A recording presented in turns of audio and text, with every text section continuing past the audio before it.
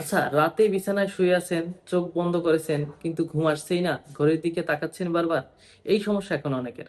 এটাকে বলে ইনসোমনিয়া, মানে ঘুমের সমস্যা। শুধু ক্লান্তি না, এটা আসলে একটা স্বাস্থ্য সমস্যা। এর পেছনে কারণ কি? বেশিরভাগ সময় মানসিক চিন্তা, মোবাইলে নীল আলো, অনিয়মিত খাওয়া, ঘুমের রুটিন আর চা কফি বেশি খাওয়া, এগুলোই মূল অপরাধী। লক্ষণগুলো চেনেন তো? রাতে ঘুম না আসা, ঘুম ভেঙে যাওয়া, সকালে উঠে ক্লান্ত লাগা, মাথা ভার থাকা, এগুলো সবই সমস্যা চিহ্ন। এখন প্রতিরোধের কথা বলি। রাতে ঘুমানোর ১ ঘন্টা আগে মোবাইল রাখুন। প্রতিদিনই একই সময় ঘুমান। বিকালের পর চা বা কফি এড়িয়ে চলুন। আর ঘুমের আগে হালকা শ্বাসের ব্যায়াম করুন।